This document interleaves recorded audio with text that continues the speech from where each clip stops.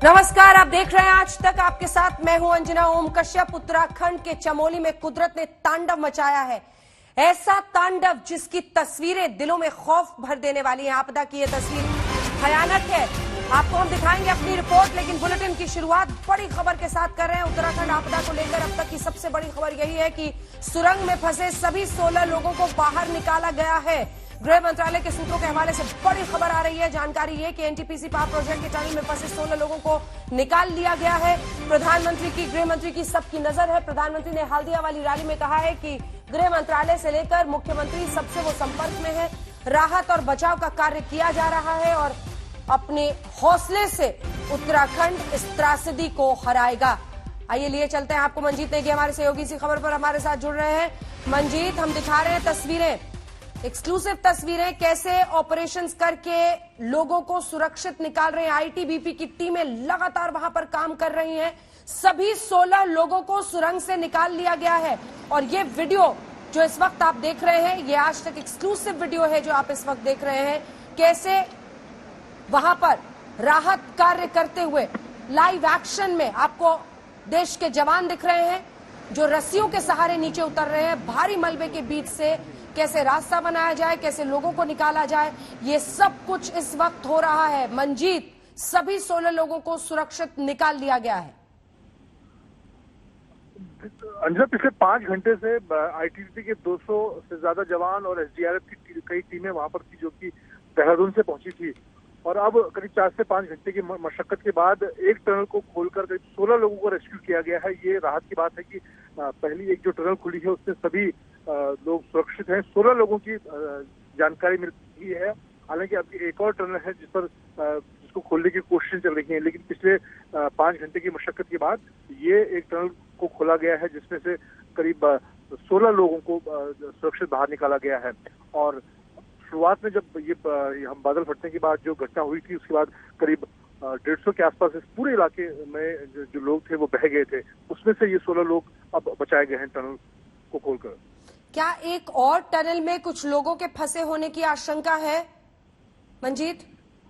अंजना, क्योंकि ये बड़ा पावर प्रोजेक्ट है और इसके साथ और भी अंदर कई सुरंगें हैं जिसकी जानकारी जुटाई जा रही है। अभी जो जानकारी मिल पा रही है उसके मुताबिक कुछ और टनल हैं जहां पर लोगों के फंसे होने की आशंका है। लोग फंसे हुए हैं, उनको भी निकालने की कोशिश इस वक्त चल रही है। और करीब 200 से ज्यादा आईटीबीपी के जवान हैं, एसडीआरएफ के भी करीब 50 जवान और मौजूद हैं। दिल्ली से भी कुछ और टीमें वहां पर पहुंच रही हैं। तो अभी वहां पर जो और सबसे खास बात की, ऑफिस के अलावा जो रेजिडेंस का इलाका था एनटीपीसी का, वो तमाम पूरा इलाका वहां से पूरी तरह से बह गया है। अभी जो लोग वहां पर, जो अधिकारी थे, जो कर्मचारी थे, काफी बड़ी संख्या में इस मलबे का शिकार हुए हैं। तो इस लिहाज से वहां पर ये भी पूरी तरह से जानकारी नहीं मिल पा रही है कि और कितनी टनल अंदर लोग फंसे हो सकते हैं। लेकिन जो जानकारी मिली है उसके मुताबिक अभी कुछ और लोग फंसे हो सकते हैं जिनको निकालने की इस वक्त कोशिशें चल रही है। धन्यवाद आपका मंजीत, इस तमाम जानकारी के लिए। हमारे सहयोगी मंजीत बता रहे थे। आपको हमने दिखाई है तस्वीरें, तबाही की ये 10 तस्वीरें जो पूरी कहानी बयां कर रही हैं। कैसे चमोली में हिमस्खलन हुआ, एक ग्लेशियर टूटकर बहने की वजह से धौलीगंगा नदी में सैलाब आया। ऋषिगंगा प्रोजेक्ट में पूरी तरह से तबाही। सैलाब में अलग अलग जगहों पर किस तरह का नुकसान हुआ है, कई गांवों में पानी घुसा है। मौके पर सीएम रावत भी पहुंचे।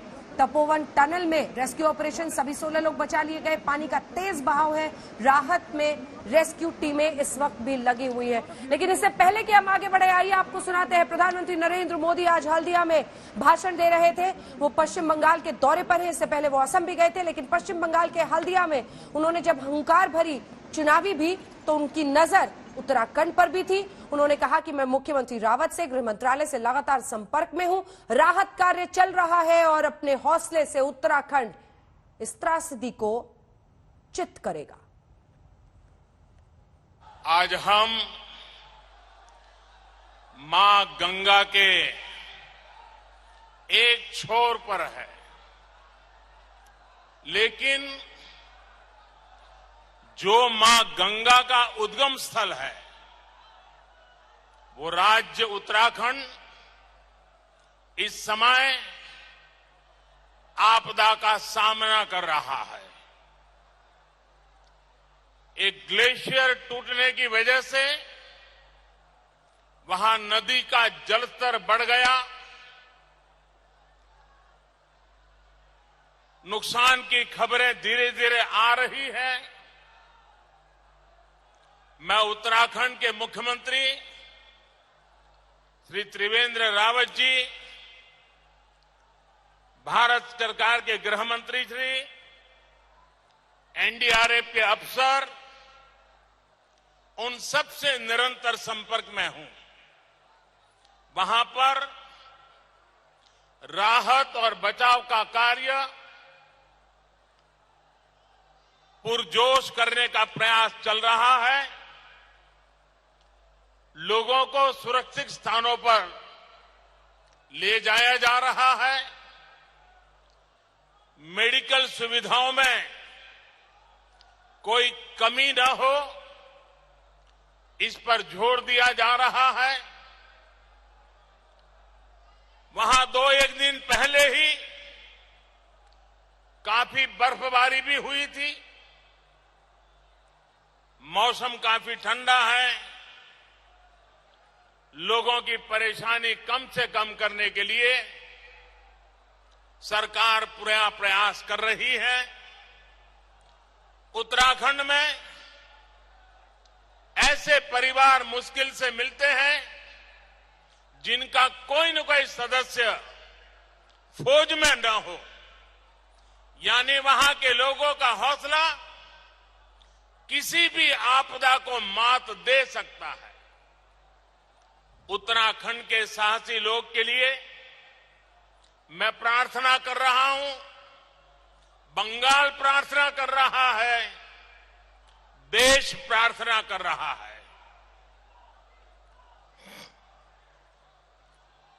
আমার প্রিয় মা বোন।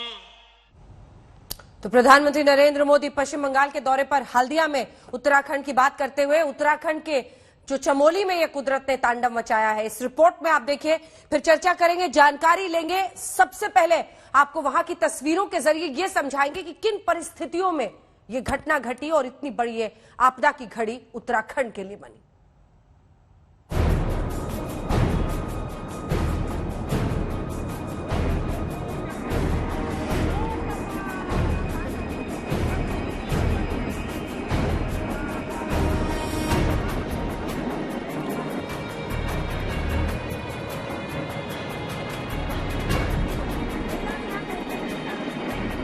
पानी की धार में चकनाचूर होकर बही जा रही हैं चट्टानें।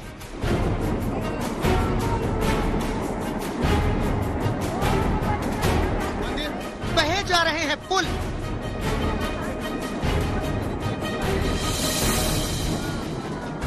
बह रहा है ऋषि गंगा पावर प्रोजेक्ट, बह रहे हैं मकान, बह गए इंसान।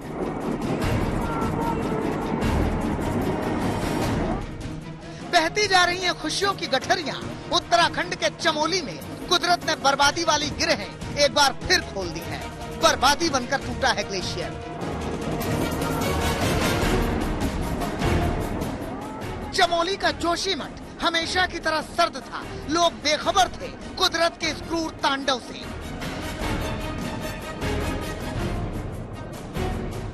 जोशीमठ से 25 किलोमीटर दूर रेड़ी गांव के पास ग्लेशियर टूटा, और ऐसा टूटा कि तोड़ता गया बैराज, तोड़ता गया चट्टानें, तोड़ता गया पावर प्रोजेक्ट, तोड़ता गया घर, तोड़ता गया आस, तोड़ता गया सांस।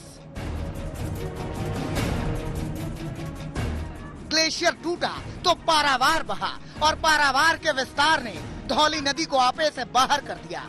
धौली नदी का पानी आपे से बाहर होकर बंटाधार करने के इरादे से बहा। देखिए, चमोली के मलारी को जोड़ने वाला पुल भी सैलाब में बह गया।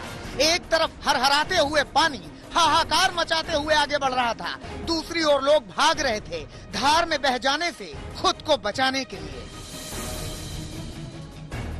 जहां बस्तियां थी वो मलबे हो गए, जहां घर थे वो नदियां हो गए। महादेव के मोहल्ले में कुदरत ने तांडव किया है। ये तांडव याद दिलाता है 2013 की। ये तांडव सिहराता है बिल्कुल वैसे जैसे 2013 में तबाही मची थी। इस बार भी आपदा में फंसे हैं लोग। सबकी एक ही पुकार कि हे भगवान बचा लो जान।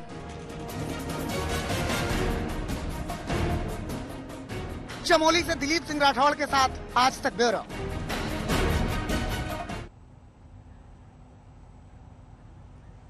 वाकई देश भर की प्रार्थनाएं इस वक्त उत्तराखंड के लोगों के साथ लगातार सरकार की नजर बनी हुई है। आज तक की भी हर पल की खबर हम आप तक पहुंचा रहे हैं। कैसे सुरंग में 16 लोगों को सुरक्षित निकाल लिया गया है। आईटीबीपी, एनडीआरएफ, एसडीआरएफ तमाम टीमें मौजूद हैं। सेना की टुकड़ियां रवाना की गई हैं। नेवी के भी वहां पर ऐसे कमांडोज को भेजा जा रहा है जो कि अपनी तरफ से ये कोशिश करेंगे कि अगर डाइव करने की नौबत आए, लोगों की जान बचाने की नौबत आए। हालांकि जलस्तर बताया जा रहा है नियंत्रण में है, लेकिन हर मुमकिन पहल की जा रही है। एम शशिधर रेड्डी जो कि पूर्व वाइस चेयरमैन है एनडीएमए के, वो हमारे साथ इस वक्त जुड़ रहे हैं। विवेक कुमार पांडे जी जो कि पीआरओ है आईटीबीपी के, वो हमारे साथ जुड़ रहे हैं। डॉक्टर बीके खन्ना पूर्व एडवाइजर एनडीएमए के हमारे साथ जुड़ रहे हैं। Wing commander retired Satish Sharma हमारे साथ जुड़ रहे हैं इस पूरी चर्चा में। एक एक करके हम ये समझने की कोशिश करेंगे इस वक्त की राहत कार्य में क्या चुनौतियां सबसे बड़ी हैं। और आपके साथ शुरुआत करते हुए एम शशिधर रेड्डी साहब, अपने अनुभव से अगर आप बताएं किस तरह की चुनौतियां इस वक्त सबसे बड़ी होंगी और राहत कार्य किस तरह से आगे जा रहा होगा। 16 लोगों को एक सुरंग से सुरक्षित निकाला गया है। आशंका यह है कि ऐसी और भी सुरंगें वहां पर हो सकती है। पहाड़ियों पर आई हुई आपदा की जो घड़ी होती है वो सबसे मुश्किल, क्योंकि हर जगह तक पहुंचना ही अपने आप में एक चुनौती बन जाती है। शशिधर साहब, आपने बिल्कुल सही कहा। पिछले बार 2013 में जब केदारनाथ के ऊपर जिस तरह से भयानक त्रासदी हुई थी, उस वक्त भी ये जानने में बहुत दिक्कत हुई कि कहाँ कौन फंसा हुआ है। काफी दिन लग गए। मैं समझता हूं कि ये इतनी बड़ी आपदा नहीं है, लेकिन पहाड़ी इलाका है, वहां पहुंचने में दिक्कत तो होगी। और लेकिन जो एनडीआरएफ है और आईटीबीपी है, ये पूरी तरह से सक्षम है। पिछले बार भी बहुत ही अच्छा बेहतरीन काम किया था लोगों को बचाने का। और मैं समझता हूं कि एक तो मौसम सही होना चाहिए, ये सबसे ज्यादा इसकी अहम बात होगी पहाड़ी इलाकों में, क्योंकि वहां पहुंचने में पिछले बार तो एक हेलीकॉप्टर कभी क्रैश हुआ था मौसम सही नहीं होने से। तो ये सब चीजों को सामने रखते हुए एक चीज मैं बताना चाहूंगा कि ये जो आ रहा है कि ये आपका ग्लेशियर टूटने से, मैं इस बात को मानने के लिए तैयार नहीं हूं कि ये ग्लेशियर बनने का मौसम है। अजी ये विंटर है, सर्दियों का मौसम है। ग्लेशियर पिघल के बहने वाली बात नहीं होगी। मैं जहां तक मेरा अनुमान है, पिछले बार जो उत्तराखंड में भी हुआ था वो तो मतलब वो तो समर में हुआ था, गर्मियों में हुआ था, लेकिन उस वक्त भी जोर बारिश की वजह से ये हुआ था। और मैं समझता हूं कि ये क्लाउड बस्ट का जैसा हुआ है। 2010 में लद्दाख में हुआ था, लेह के पास बहुत बड़ा क्लाउड बस्ट हुआ। उसकी जानकारी पूर्व अनुमान लगाना मुश्किल होता है, और कितनी बारिश होती है, इससे क्या नुकसान पहुंचेगा, ये भी, इसका भी अंदाजा लगाना मुश्किल होता है। तो मैं समझता हूं कि इस तरह की कोई घटना घटी होगी। पहाड़ी इलाके को मौसम विभाग की तरफ से चेतावनी तो दी गई थी कि बारिश का, लेकिन हम अभी इस लेवल पर नहीं आए। मैं जानता हूं, मैं 2013 में जब ये घटना घटी थी तो हमने काम शुरू किया था कि मौसम विभाग और आईएमडी और सीडब्ल्यूसी के बीच में लगातार कोऑर्डिनेशन हो, और ऐसे इलाकों में जहां पर वार्निंग की सूचना हमें मिलने में या हमारी जो इंस्ट्रूमेंटेशन होती है वहां पर पहुंचने में दिक्कत होती है, और खासकर उत्तराखंड में इस ऐसी व्यवस्था की बहुत जरूरत है। और इस को लेकर आगे काम करना बहुत ही जरूरी है। उस वक्त मुझे पूछा गया था कि हमने शुरू किया था कि बातचीत तो शुरू हुई थी, लेकिन फिर बाद में 7 साल गुजर गए। काम कहाँ तक ये पहुंचा है, जिस लेवल तक पहुंचना है, जरूर लगता है कि वहां तक नहीं पहुंचा है। ठीक है रेड्डी साहब, जो सवाल आपने बोला वही मेरे मन में भी आया था। हम लोग लगातार ये सवाल पूछ रहे थे कि फरवरी के महीने में और शुरुआती फेब है ये, ऐसे में एक ग्लेशियर का टूटना और बहना, लेकिन जो तस्वीरें हैं उसमें ना तो बहुत बारिश दिख रही है। केदारनाथ में जब वो घटना घटी थी, क्लाउड बर्स्ट कहा गया था, भारी बारिश, अगर आपको याद हो सर, लगातार बारिश हो रही थी और उसकी वजह से बहुत बड़ी चुनौती आ गई थी रेस्क्यू ऑपरेशंस में। लेकिन आज की जो तस्वीरें वहां की हैं, इन इलाकों में बारिश नहीं हो रही है, कई जगहों पर ठंड बहुत ज्यादा है और बर्फबारी भी कई इलाकों में हुई थी।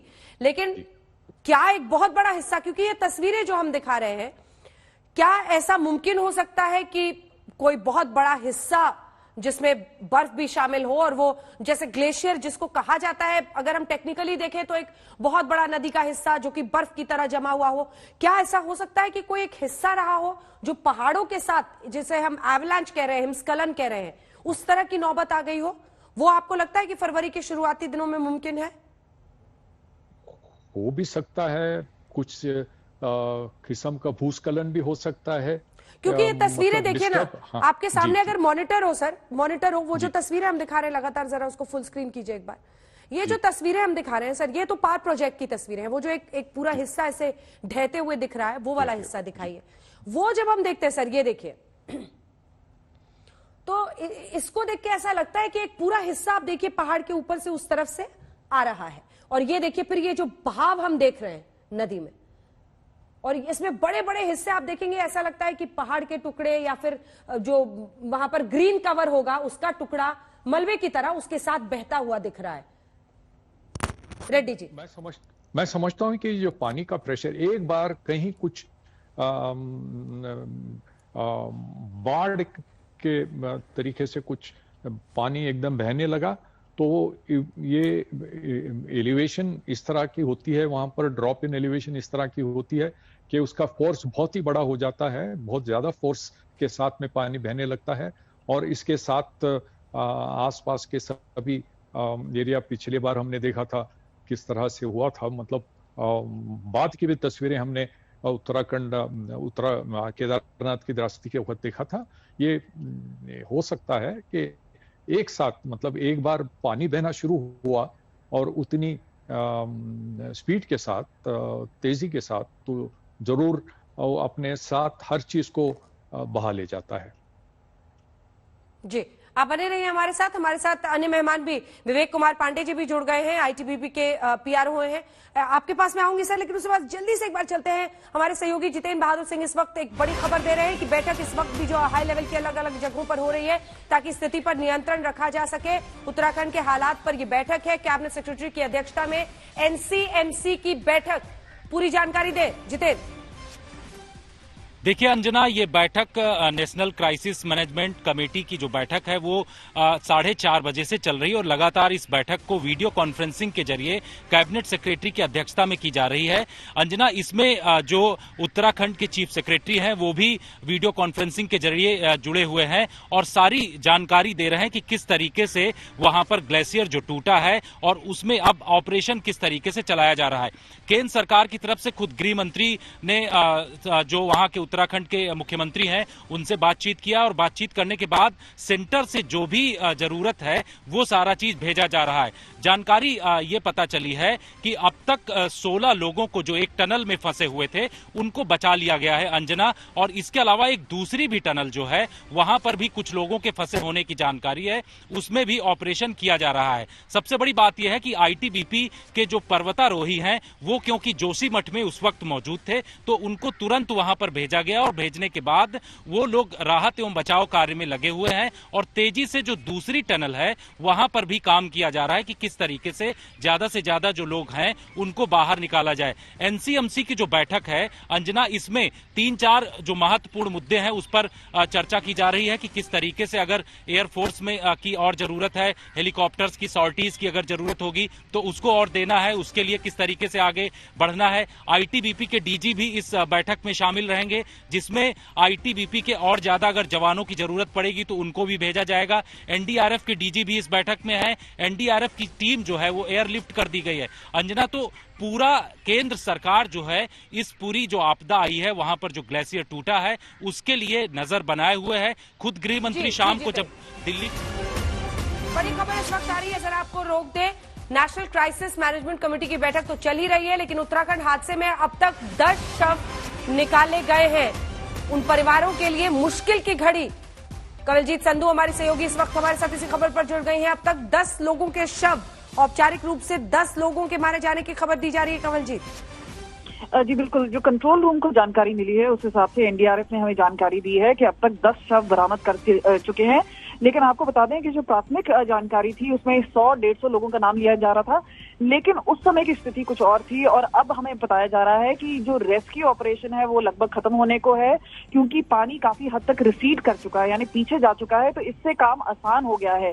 अब जॉइंट ऑपरेशन चल रहा है, जैसे जितेंद्र बहादुर बता रहे थे कि किस तरह से एक जॉइंट एफर्ट है जहां पे Indian air force, Indian army, SDRF, NDRF और बाकी जो एजेंसियां हैं आईटीबीपी को मिलाकर एक साथ मिलकर काम कर रही हैं। और गृह मंत्रालय पल पल की जानकारी वहां से ले रहा है और खास तौर पे रिलीफ और रेस्क्यू एफर्ट पे पूरा दम लगाया जा रहा है, क्योंकि ये गोल्डन आवर कहा जाता है कि जैसे ही कुछ आपदा आए उसी समय जितनी मदद हो सकती है तो उसमें जो चांसेस हैं रेस्क्यू ऑपरेशन के ज्यादा रहते हैं। और अब क्योंकि पानी हट चुका है और एक टनल से लेकर दूसरे टनल हर जगह जाके देखा जा रहा है, क्योंकि जिस तरह का पहाड़ था अंजना, आपने भी देखा होगा कि किस तरह से एकदम एक झटके में ही ऐसा लगा कि काफी कुछ बह गया है साथ में। तो उन्होंने कहा है कि एक बार जब पूरी तरह से जांच की जाएगी, चाहे उसको ड्रोन्स लगाने हो या फिर हेलीकॉप्टर्स की मदद करनी हो, बाय फुट जाना हो, इससे सबको देखा जाएगा। और खास तौर पे जिस तरह से बॉडीज रिट्रीव होंगी, अब तक की जो जानकारी मिली है उसमें अब तक 10 शव बरामद किए गए हैं, लेकिन ये टोल बढ़ भी सकता है। हमने जब डीजी उत्तराखंड से सुबह बात की थी, उन्होंने कहा था कि 50 से 100 वो मान के चल रहे हैं, क्योंकि जितनी घटना घटी है उस हिसाब से डिजास्टर काफी हो सकता है। लेकिन अब जो हमें बताया जा रहा है कि इससे कम भी हो सकते हैं फिगर्स, और अभी रेस्क्यू ऑपरेशन चल ही रहा है। आप बने रहिए हमारे साथ। कवलजीत संधू हमारी सहयोगी जानकारी दे रही थी कि कैसे इस वक्त जो 10 लोग हैं उनके शव निकाले गए हैं, उनकी जानकारी दी गई है।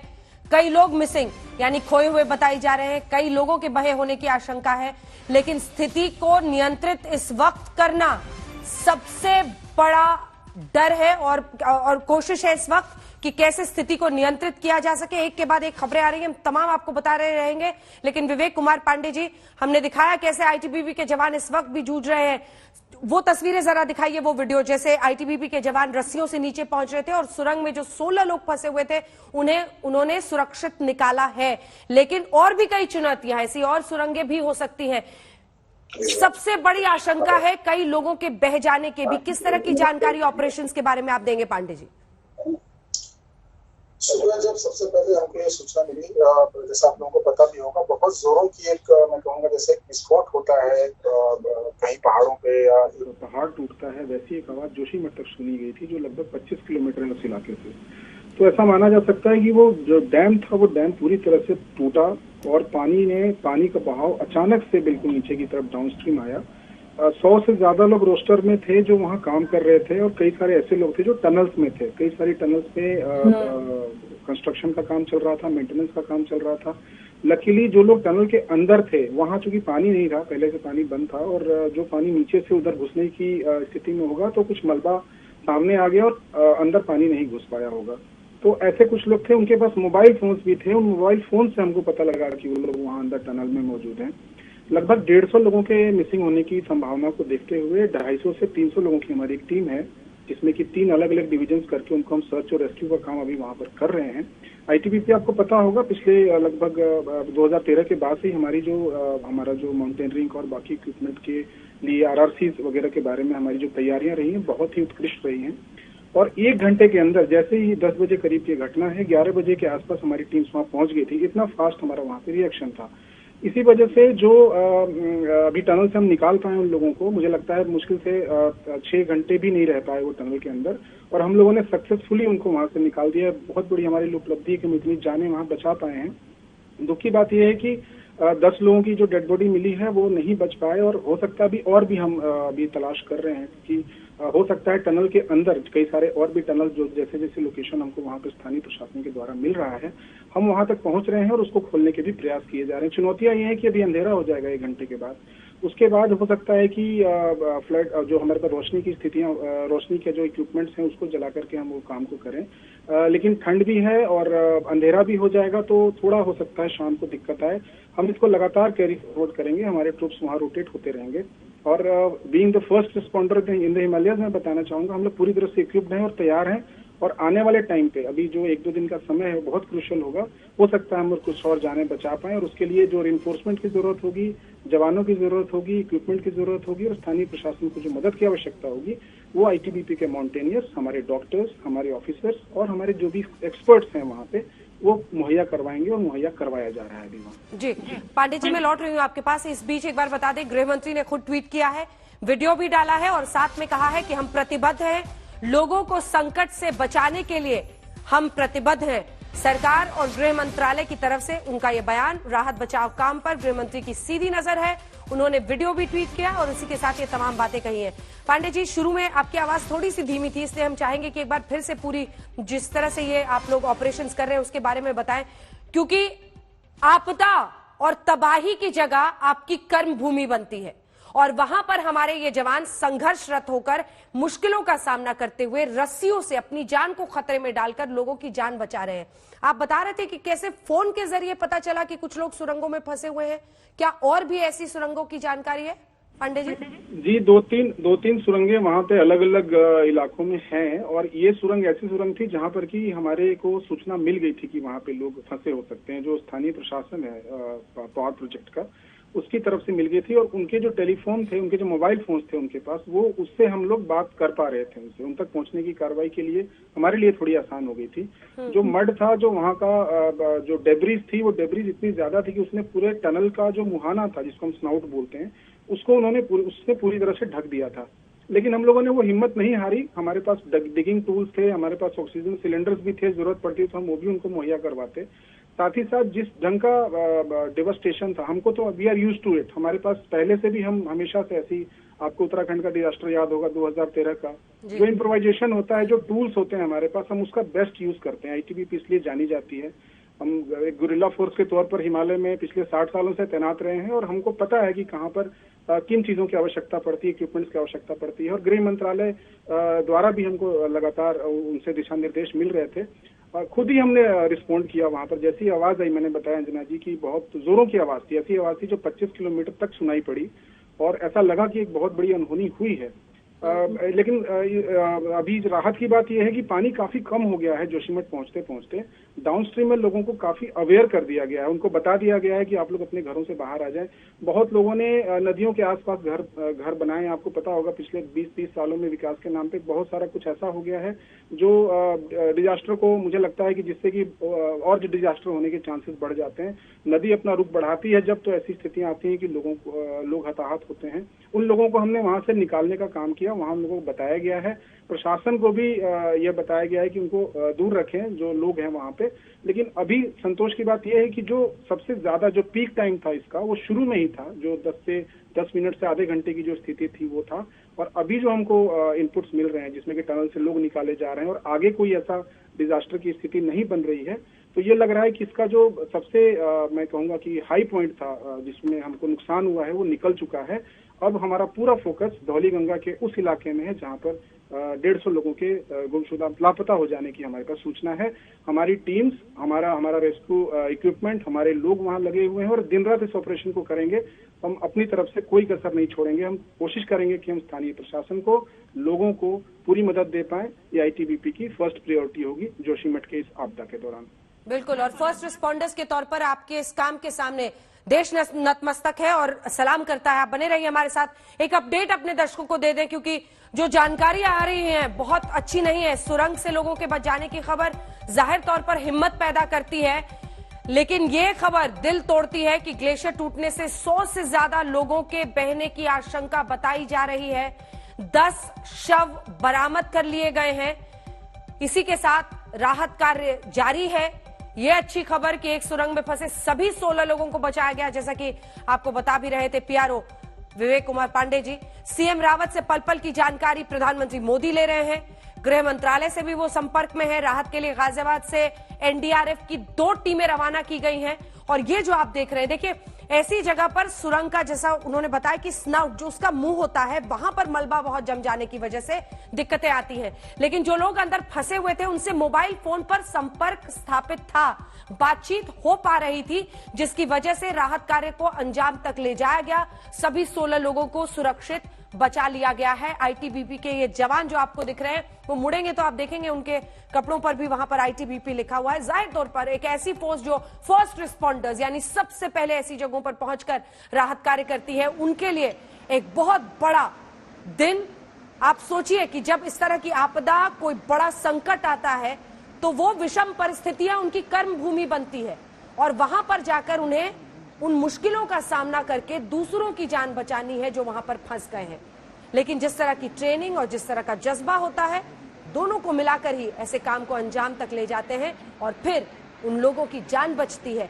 सोचिए उन 16 परिवारों के लिए कितनी बड़ी राहत की खबर, जिनके अपने वहां फंसे हुए थे और उनके लिए इन जवानों ने ये मुमकिन किया है।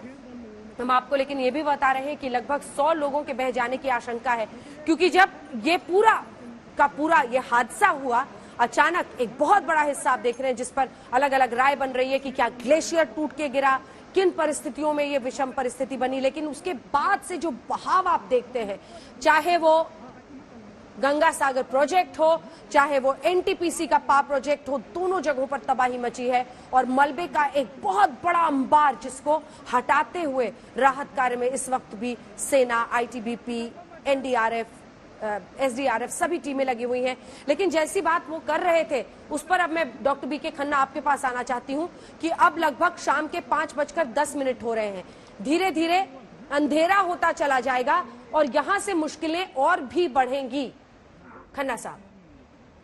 हाँ, इसमें कोई शक नहीं है कि रात के टाइम पे थोड़ा सा डिफिकल्टी हो जाती है रेस्क्यू करने के लिए। पर इसके पहले मैं ये बता दूं, ये टनलों की जो बात कर रहे थे ना आपने, तो जो प्रोजेक्ट होता है ना, जैसे बांध, डैम वगैरह है, उसके दोनों साइड के अंदर जो है 2 या 3 टनल रखी जाती है। वो इसलिए रखी जाती है कि अगर यहाँ पर जैसे जो पीछे जो डैम होता है उससे तो पानी बढ़ जाता है, पीछे से बारिश वगैरह हो जाती है, तो उसके थ्रू राइट और लेफ्ट के थ्रू जो है उसके अंदर पानी को जो है छोड़ दिया जाता है।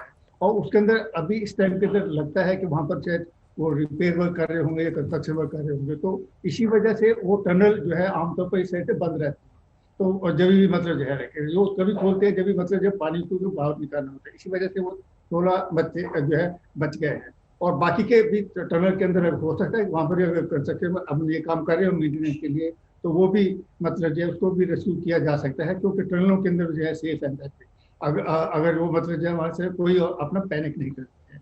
दूसरी बात, अभी रात के टाइम के अंदर जो है ये कार्य तो चलता रहेगा, पर इतनी तेजी से नहीं चलेगा जितनी तेजी से हो जाए। एक पॉइंट आपके ने ये है और शशिधर सर ने भी बताया है कि ये जो है क्या ये वाकई एक किस्म से अवलांच जो है ग्लेशियर फटा है या नहीं। मेरा एक और इसके अंदर मत आता है, इसके लिए आप देखा जाए तो ये 2 या 3 दिन पहले अभी बर्फ पड़ी थी और पिछले जो बर्फ पड़ी उस एरिया के अंदर जो काफी टाइम के बाद में हुई थी, तो इसका मतलब जो पहले की परत पड़ी हुई थी वहां पर, उसके बाद में ये जब परत पड़ी है और पिछले 2 दिन से अंदर आप देखा जाए तो काफी जो है धूप वगैरह आई है, कल भी है, आज के अंदर भी काफी है। तो हो सकता है कि उसी वजह से भी मतलब जो पड़ सकता है हमें। क्लाउड बर्स्ट इज वन, तो हो सकता है कि क्लाउड बर्स्ट से होता है कि उसी वजह से एकदम से इतनी ज्यादा गर्मी रह जाती है कि वो ऊपर वाली तो है नीचे से जमी नहीं है पूरी इसके लिए। और उस दिन बारिश जो है बर्फ वगैरह है कम से कम 2-3 फीट पड़ी है वहां पर, तो आप कह सकते हैं कि वो अगर नहीं जमी हुई होगी और ऊपर से कोई हुआ है कोई ना कोई हो सकता है कोई धमाका है। हम रहे हैं काफी आर्मी के अंदर, मैं जब रात कम से कम 34 साल हमने काम किया है। जब भी हम ग्लेशियर के थ्रू जाते हैं तो ग्लेशियर के अंदर हमें कहा जाता है कि आप कोई बातचीत नहीं करें, क्योंकि ग्लेशियर के अंदर जो भी अगर बातचीत करोगे तो उसे हो सकता है अंदेशा रहता है कि कहीं ये फट ना जाए। इस वजह करने के जब ग्लेशियर से हम पास करते हैं तो हो सकता है वहां पर कुछ ऐसा हादसा हुआ है जिसकी वजह से मतलब या कोई धमाका वगैरह हुआ जिसके अंदर ये हुआ है। और क्लाउड बर्स्ट हो सकता है। क्लाउड बर्स्ट होने के लिए मेरा मतलब अनदर व्यू इज ऑल्सो के ऊपर वाली जो परत है उसके अंदर के लिए जो पिछले उस दिन पड़ी है 2-3 फीट बर्फ है, और वो एकदम से जम नहीं सकी है पिछले वाली नीचे वाली परतों के साथ में, और उसके साथ में वो वाली आई है। दूसरा, अभी जैसे ये है बता रहे थे कि आईटीबीपी ने बहुत अच्छा काम किया, पर एक मैं चीज और बताना चाहूंगा कि अभी हमें बिल्कुल जो है सतर्क रहना है इसी वजह से, क्योंकि मैंने जब बताया है कि अभी एक जो है वो फटा है वहां पर, बाकी के भी तो नेचुरली इफेक्ट हुआ होगा दूसरे वाले ग्लेशियर के अंदर, और वो ऐसा खिसक रहे होंगे तो वो टाइम लगेगा शायद उठने के लिए। तो इसलिए अगले से 24 से 48 घंटे हमें खास करके रहना चाहिए कि ये नहीं कि हमें सोचें कि अभी खत्म हो गया ना। इवन नहीं है। काफी इस तरह के हो सकता है कुछ ना हो, पर हो सकता है कि इसके अंदर जो है ये हमें जो है कुछ एक सामना करना पड़े। सतर्क रहेंगे, मेरे उम्मीद है। बिल्कुल सर, सतर्कता, इस वक्त कोई भी लापरवाही का रिस्क मोल नहीं लिया जा सकता है। आप बने रहिए हमारे साथ, विंग कमांडर सतीश शर्मा भी हमारे साथ है, लेकिन हम आपको दिखा रहे हैं दरअसल कि ये तबाही कहां पर हुई है। ये धौली गंगा नदी आप देख रहे हैं, ग्लेशियर टूटकर आने से यहीं पर जबरदस्त जल भरा हुआ और उसके बाद तेज रफ्तार से ये सब कुछ बहता हुआ आगे बढ़ा। एनटीपीसी का पावर प्रोजेक्ट और ऋषिगंगा जो आप देख रहे हैं, ये प्रोजेक्ट, तपोवन बांध, ये दोनों जगहों पर जबरदस्त असर हुआ और फिर बहाव बहुत ज्यादा हुआ, बहुत बड़ा हिस्सा टूटा और दोनों ही पावर प्रोजेक्ट्स पर जहां काम चल रहा था, बांध टूटने की वजह से देखिए किस तरह की तबाही मची है। लोग फंस गए इन जगहों पर। ये देखिए, यही वो पूरा हिस्सा है जो एक्चुअल तस्वीर आप देख रहे हैं और दूसरा जो मैप है उसके जरिए हमने आपको पूरी तस्वीर समझा दी है। लेकिन सतर्कता रखनी होगी। और विंग कमांडर सतीश शर्मा, अगर आप अपने अनुभव से बताएं कि ऐसी त्रासदी और आपदा के वक्त किस तरह की परिस्थितियां बनती हैं, चुनौतियां क्या होती हैं और सतर्कता कितना महत्वपूर्ण है, और क्या इस वक्त जो राहत कार्य है जो हमारी सेना और वहां पर आईटीबीपी तमाम लोग जो कर रहे हैं, उसके बारे में क्या जानकारी आप देंगे? अंजना जी, सबसे पहली बात यह होती है कि इसमें एक शॉक, सबसे पहला जिसको सरप्राइज एलिमेंट कह सकते हैं, ये उससे घबराना नहीं चाहिए, नंबर 1। नंबर 2, सबसे पहली जो बात होती है वो रेस्क्यू ऑपरेशंस होता है। और रेस्क्यू ऑपरेशंस की चीज दो बातों पर निर्भर करती है कि एग्जैक्ट इंफॉर्मेशन, जो रियल टाइम इंफॉर्मेशन है, वो इस मसले में काम आई है। जैसे कि वहां पर आईटीबीपी के अपने जवान काम कर रहे थे और उनके पास मोबाइल थे। दूसरे जो वहां एक तरह से लोकल सिटीजन्स होते हैं, उनसे जो रियल टाइम इंफॉर्मेशन है उसके बेस पर रेस्क्यू ऑपरेशन में बहुत बड़ी मदद मिलती है। नंबर 2, रेस्क्यू ऑपरेशन के बाद हम उनको एक तरह से रिलीफ स्टेज पर आते हैं और जो चौथी स्टेज होती है वो रिहेबिलिटेशन की होती है। जब ये 2013 में हुआ था, उस समय भी MI-17, जिनको हम यूटिलिटी हैप्टर्स बोलते हैं वायुसेना के, और वो उस समय वी हैड प्रेसिडेंट, उनको हमने इमीडिएटली इसके अंदर प्रेजेंट किया था। आज भी वो सिचुएशन हमारे पास तैयार है और हम उसको यूटिलाइज कर रहे हैं। तो घबराने की आवश्यकता नहीं है कि वहां पर अप्रोच बहुत बड़ी बात होती है।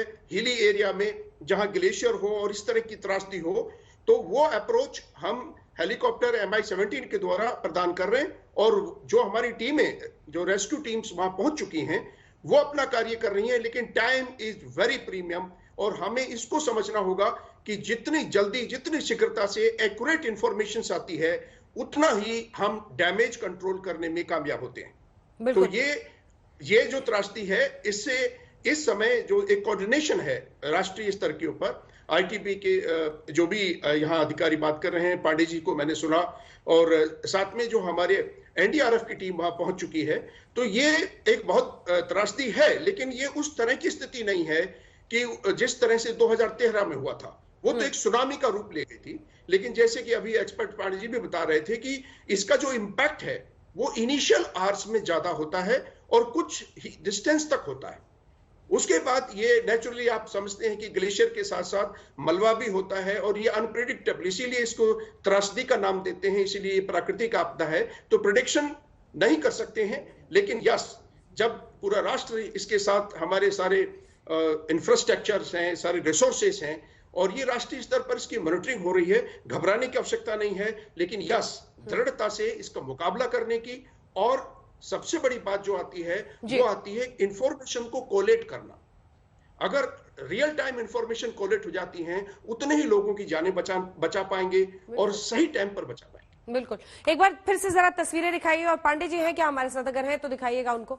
ये देखिए, ये तस्वीरें हम आपको एक तो मैप के जरिए पूरा बता रहे हैं कि किन परिस्थितियों में कहां पर यह घटना घटी है, और दूसरा ये रियल तस्वीर देखिए, यहां पर यह तबाही हुई है, जहां पर अचानक बताया जा रहा है ग्लेशियर टूटने की वजह से ये पूरा का पूरा मलबे के साथ ये हिमस्खलन होता हुआ इस धौली गंगा नदी में पहुंचा और फिर आगे बढ़ता हुआ ये चला गया एनटीपीसी के इस ऋषिगंगा पावर प्रोजेक्ट में, और वहीं पास में तपोवन जो बांध है वो टूटा, और बांध टूटने की वजह से फिर ये लगातार ये फ्लो देख रहे हैं आप रियल वाली तस्वीर में, और ये है मैप के जरिए जो हम आपको दिखा रहे हैं। बांध टूट गया और ये देखिए, ये दो खिड़कियों में अगर हम दिखाएंगे तो एक तरफ रियल तस्वीर है और दूसरी तरफ मैप है, जिसमें आप देखेंगे कि कैसे ये पूरा इलाका जिसमें ये मलबा भारी तबाही मचाता हुआ आगे बढ़ता चला गया।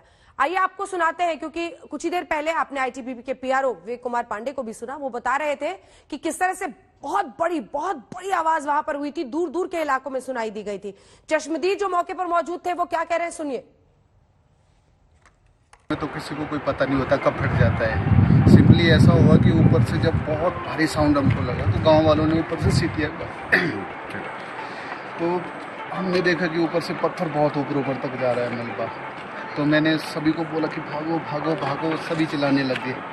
तो इतने में विदिन 10 सेकंड ये काम हो गया सर। 10 सेकंड में इतना मलबा, 40 मीटर आप देख रहे हो, चारों साइड आप कैमरा भी घुमा लीजिए, देखो कितना मलबा आया होगा। तो सर यही है, बाकी तो अब मैं कुछ बोल नहीं सकता। नुकसान की बात जहाँ तक है वो बहुत ज़्यादा हो रखा है। जान माल लोकल से लेकर कंपनी में जितने भी लोग थे, बहुत सारे लोग नहीं दिख रहे हैं। अभी 2-4 लोगों को देखा है मैंने इधर कंपनी के, और लोकल लोगों की तो जिन लोगों की अभी तक सूचनाएं हैं हमारे पास 3-4 लोगों की, जो यहाँ पे रेणी ग्राम सभा के अंतर्गत, दोनों ग्राम सभाओं के अंतर्गत 3-4 लोगों की अभी लापता होने की सूचना मिली है हमको। और सुबह मुझे 10:30 पौने 11 बजे करीब सूचना मिली थी पैंग से। हमारे एक बंदे ने फ़ोन किया था मुझे, प्रदीप नाम के लड़के ने, कि भाई यहाँ रोटी का ग्लेशियर टूट गया है और वो ग्लेशियर का मलबा आ रहा है और ये बहुत ज़्यादा तबाही करते हुए आ रहा है। हमने कंपनी वालों को भी सीटी बजा के सूचना देने का प्रयास किया, लेकिन उन्होंने या तो सुना नहीं या वो अनदेखी कर रहे हैं कह के। कुल कितने लोग होंगे इस प्रोजेक्ट के अंदर जो कितने काम कर रहे हैं? मुझे लग रहा है 100 से ऊपर ही होंगे, अभी अनुमानित 100 से ऊपर ही होंगे मुझे लगता है। और बहुत ज़्यादा भयावह स्थिति है यहाँ पर, लोग डरे हुए हैं। अभी तो यहाँ के गांव वाले बहुत ऊंचाई पर चले गए हैं, उधर के गांव वाले भी उधर ऊपरी उसमें रोड में चले गए हैं और काफी डरावना स्थिति है यहाँ पे। तो चश्मदीद वहां पर जानकारी देते हुए किन परिस्थितियों में उन्होंने देखा सब कुछ और क्या कुछ उनकी आंखों के सामने में उन्होंने देखा है। लेकिन हम तस्वीरें आपको बता रहे हैं और इसी पर हम चर्चा लगातार कर रहे हैं। सभी खास मेहमान हमारे साथ बने हुए हैं। एक बार मैं आपके पास आना चाहती हूँ खन्ना साहब, जो हमारे साथ जुड़े हुए लगातार। अगर मैं खन्ना साहब आपको ये बताऊं कि ये जो 2 पावर प्रोजेक्ट्स हैं वहां पर जो तबाही थी, क्योंकि ऑफ गार्ड यहीं पर वो उस धार के राह में रह गए ना, वहां पर जो वर्कर्स काम कर रहे थे वहां पर सबसे ज्यादा ट्रेजेडी की आशंका है, क्योंकि कई लोगों के बह जाने की, इस पानी की धार में बह जाने की आशंका बनी हुई है और वो सबसे ज्यादा परेशान करने वाली खबर है। खन्ना साहब देखिएगा कि इनफेक्ट जब भी उसके ऊपर डैम के ऊपर वगैरह काम करते हैं तो एक तो बीच में होता है जहाँ डैम बोला जाता है, उसके लिए उस डैम के ऊपर जो भी काम कर रहे होंगे, कुछ जो बहाव आया होगा जो सेंट्रल डैम के ऊपर आया है, तो वो जितने भी उसके अंदर अगर आदमी कर रहे होंगे काम के, उनका है कि वो शायद उनके साथ में बह के चले गए हैं और ज्यादातर काम उसी तरह पर मेंटेनेंस या कंस्ट्रक्शन का काम जो कर रहे हैं वहीं पर हुआ था। अभी उनको मतलब जो है बॉडी वगैरह को मिलने में थोड़ा टाइम लगेगा, पर कितने काम कर रहे थे वैसे तो वो तो वही वहाँ पर लोग के बताएंगे कि जैसे कि बताया गया है कि 100 के करीब में है तो हो सकता है। एक चीज मैं इसमें और बताना चाहूँगा कि देखिएगा, जैसे चाहे वो उत्तराखंड के अंदर है या चाहे वो हिमाचल के अंदर या अरुणाचल प्रदेश के अंदर, जितने भी हमारे हिल स्टेट्स वगैरह हैं, ये जो है यहाँ पर ये चेक डैम्स और छोटे छोटे डैम वगैरह बनाना चाहते हैं। बिजली पैदा हो जाए, बिजली पैदा हो जाती है तो उसको बदल जो है ज़्यादा उससे तो पैसा भी कमाया जा सकता है, क्योंकि वो दे अपना जो नेशनल ग्रिड में दे सकते हैं या दूसरों को बेच सकते हैं। तो वो पर एट द सेम टाइम जहाँ पर भी तो उसके साथ में जो है सड़कें बन रही हैं, इतनी ज़्यादा बढ़ रहे हैं, उसके साथ में अपने 3-3 फीट होती थी, अभी जो बोला जाए तो 10-10 फीट 15-15 फीट होने चाहिए। तो इसका इफेक्ट क्या हो रहा है, एनवायरनमेंट को इफेक्ट करता है। तो इसलिए जो डेवलपमेंट के साथ में जो भी डेवलपमेंट हो रहा है उसके साथ में उसका कोई ना कोई तो डिजास्टर इफेक्ट होता है। तो क्या ये मतलब जो है इसका लिया गया था? नहीं, environment impact assessment, disaster impact assessment कितना लिया गया, क्या उसका इम्प्लीमेंट हमने जैसे उसके और जो है अगर कहा जाए तो उसके काफी कुछ उसके अंदर कानून बने हुए हैं कि किस तरीके से ये लेना चाहिए। पर क्या उसकी इम्प्लीमेंटेशन ठीक तरीके से हुई है या नहीं, इस पर सर्वे करने के लिए तो डेवलपमेंट होनी चाहिए, पर एट द सेम टाइम जो है हमें EIA जो डिजास्टर इम्पैक्ट असेसमेंट दोनों को लेकर करना पड़ेगा, तभी है ताकि ये फ्यूचर के अंदर ऐसे तरीके से ना हो, इसकी वजह से हम किया जा सकता है। और हम यही सोच रहे हैं कि हो सकता है कि वहाँ पर वो बच्चे। एक बार ये तस्वीरें आई हैं, जरा एक बार नाच साउंड के साथ जरा तस्वीरें दिखाते हैं। राहत कार्य की तस्वीरें हैं जो वहां पर लोगों को निकाल रहे थे ITBP के जवान, देखिए।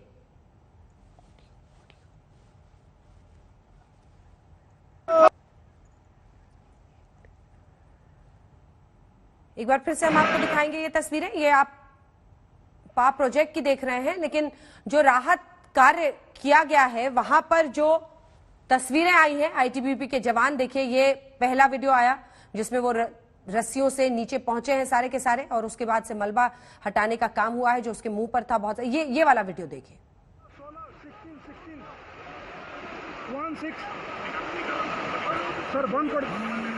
वो बता रहे हैं कि कैसे 16 लोग हैं।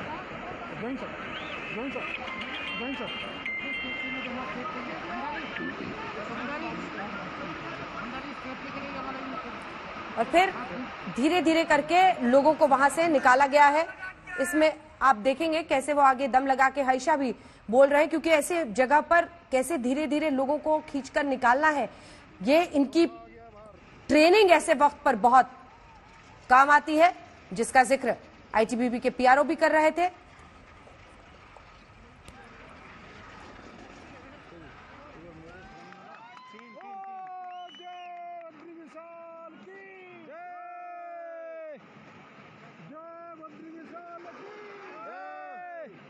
तो देख रहे हैं आप वहां पर कैसे किसी को बचाने के साथ ही तालियां भी बजती हैं। बहुत मुश्किल की घड़ी होती है आपदा के जगह पर जाकर। ये वाला वीडियो, इसका ऑडियो सुनाइए, इसका ऑडियो सुनाइए।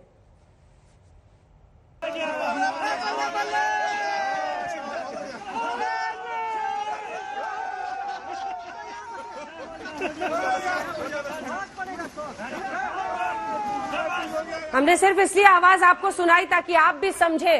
देखिए, मौत को एक तरह से मात देकर ये लोग आज ITBP के इन जवानों की मदद से जिंदगी की तरफ। और देखिए आप कितना छोटा सा वहां पर एक छोटी सी जगह है, इसी बीच उनके लिए मुश्किलें भी किसी तरह से पानी पीते हुए लगा। 5 से 6 घंटे ये पूरा ऑपरेशन चला है, और जो इन सुरंगों में फंसे हुए थे उन लोगों को धीरे धीरे एक एक करके सभी 16 लोगों को बचाने में ये जवान कामयाब हुए हैं। और ये तस्वीरें, क्योंकि उस वक्त तक सिर्फ खबर आई थी जब PRO हमारे साथ जुड़े हुए थे, लेकिन अब आप इन तस्वीरों को देखकर कल्पना कीजिए कि किस तरह की दहशत होगी इन लोगों में। और फिर जो खुशी है, अथाह है, मौत को मात देकर निकले हैं, और ITBP के ये जाबाज जो उनको वहां से निकाल रहे हैं। तमाम टीमें, NDRF, SDRF, सेना की टुकड़ियां सभी जुड़ी हुई हैं। इन कपड़ों में पीछे ITBP भी लिखा हुआ है। ITBP के जवान आप देख रहे हैं जो वहां पर उनको निकाल रहे हैं। जितेंद्र बहादुर सिंह हमारे सहयोगी इस वक्त हमारे साथ जुड़े हुए हैं। जितेंद्र, जज्बे और हौसले का ऐसा वीडियो आपदा के बीच में, जब ये वीडियो देश में लोग देखेंगे उन्हें एहसास होगा कि जब आपदा कर्मभूमि बनती है हमारे सैनिकों की। देखिए किस तरह से जिंदगी, मौत को मात देकर निकल रहे हैं ये सभी लोग एक एक करके। जितेंद्र, बिल्कुल अंजना, ITBP के जो पर्वतारोही हैं कुछ इसी तरीके का काम करते हैं, क्योंकि मैंने कई बार जब जाकर के ITBP के साथ कवरेज किया तो जो पर्वतारोही टीम है इनके जज्बे को लोग हमेशा से सलाम करते रहे हैं। आज वो चीज दिखाई भी पड़ रही है, क्योंकि ITBP के जवानों ने जिस तरीके से 16 लोगों को टनल के अंदर से रेस्क्यू किया है, उससे ये साफ जाहिर हो रहा है कि इन्होंने 4-5 घंटे के अंदर किस तरीके से मोबाइल के जरिए इन्होंने संपर्क किया, और जो लोग उसके अंदर मौजूद थे उनसे बातचीत की और उनकी लोकेशन ट्रेस करके उनको जल्द से जल्द निकाला गया। तो एक तरीके से ये कह दें कि ITBP के जो ये जांबाज हैं इन लोगों ने इस तरीके से काम किया। बाकी के जो लोग हैं, जानकारी ये भी है कि जो दूसरे टनल में कुछ लोगों के फंसे होने की आशंका जताई जा रही है, उसके लिए भी प्रयास ITBP के जवान और SDRF जो है वो लोग कर रहे हैं। लेकिन अंजना, सबसे बड़ी बात यह है कि अब जब जिस तरीके से यहाँ से जो लोग हैं, जो फंसे हुए लोग थे, जो कि पिछले 4-5 घंटे से अपनी जिंदगी और मौत के बीच में झूल रहे थे, उन लोगों को निकाला गया है। और एक राहत भरी बात यह है कि 16 के 16 लोगों को रेस्क्यू करके बाहर निकाल लिया गया है। अब आगे ऑपरेशन किस तरीके से चलता, क्योंकि जानकारी यह है कि 100 से ज्यादा लोग अभी भी जो हैं वो उनके बारे में किसी भी तरीके की जानकारी नहीं मिल पा रही है। जो स्थानीय प्रशासन है वो लोकेट करने की कोशिश कर रहा है। आईटीबीपी के जो जवान हैं वो भी इस तरीके से कहां पर वो मिसिंग है उनके बारे में जानकारी हासिल कर रहे हैं। जानकारी यह है कि जो एनडीआरएफ की टीम भेजी गई है दिल्ली से, वो बाकायदे वेल इक्विप्ड है और उनके पास उस तरीके के इंस्ट्रूमेंट हैं जिनके जरिए वो लोकेट कर सके कि अगर किसी सुरंग के अंदर ज्यादा लोग फंसे हुए हैं तो उनको किस तरीके से बाहर निकाला जाएगा, उसकी जानकारी वो लोग हासिल कर सकते हैं। उस तरीके के जो नए इंस्ट्रूमेंट उनके पास मौजूद हैं। तो इस तरीके की व्यवस्था अंजना की गई है केंद्र सरकार की तरफ से और एयरलिफ्ट करके पहले देहरादून भेजा जा रहा है और वहां से हेलीकॉप्टर